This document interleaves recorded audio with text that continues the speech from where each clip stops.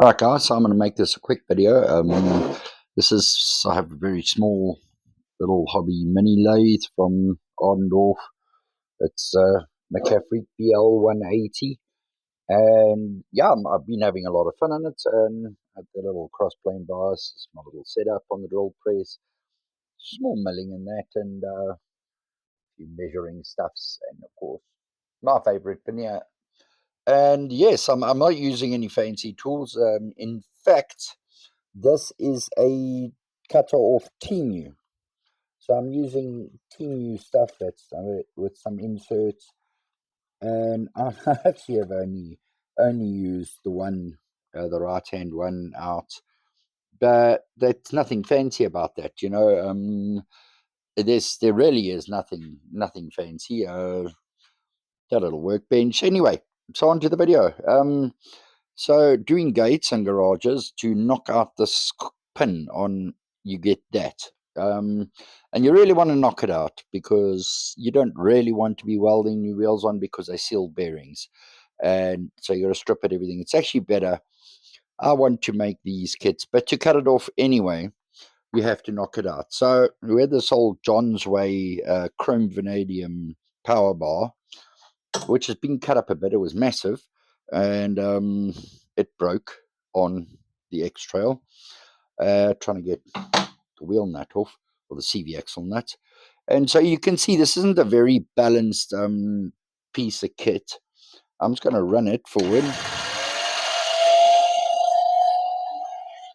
Well, you can't really see but it started off not very balanced, and I started getting chatter. Now you can see I've tried to push this thing quite a bit just to see, and I was getting uh, quite a bit there, and so that's quite a lot for this machine.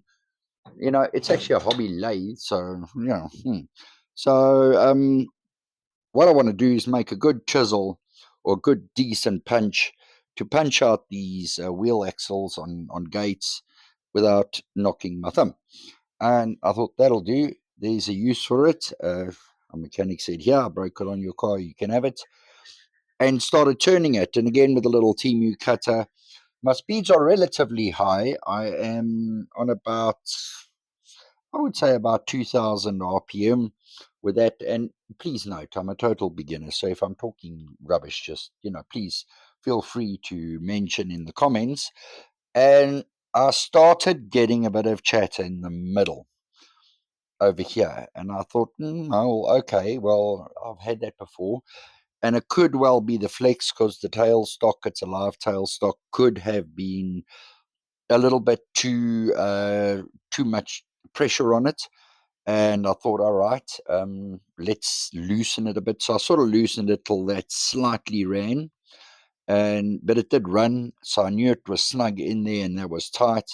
And the chatter, which was a section only about that long in the middle, became less, but it moved to here. So I thought, okay, that's weird. I tried changing the tool stick out, but I had a problem over here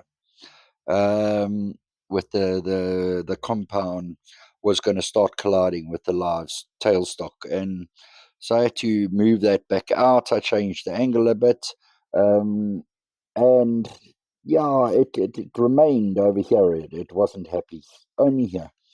So I thought, let's try this guy's trick and let's see if it works.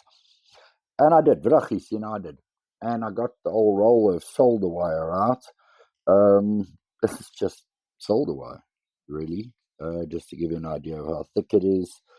It will actually say on here it's 1 point something solder wire, and wrapped it around the tool. The length about that long.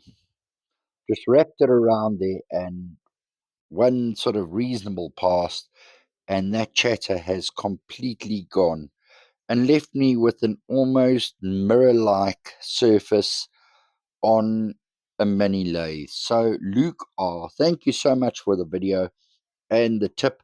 It just came up in my YouTube feed last night, and I'm blown away. It's completely removed all the chat. And it's all about frequencies, the whole science to it and everything. But basically, you're just dampening the vibration with a piece of lead in the form of solder wire around your tool. I could actually put more stick out on here, and I might have to, obviously, and I would still be okay. And that is, yeah, just it's amazing. So yeah, happy turning, guys and gals. And if you held like this video, please like and subscribe.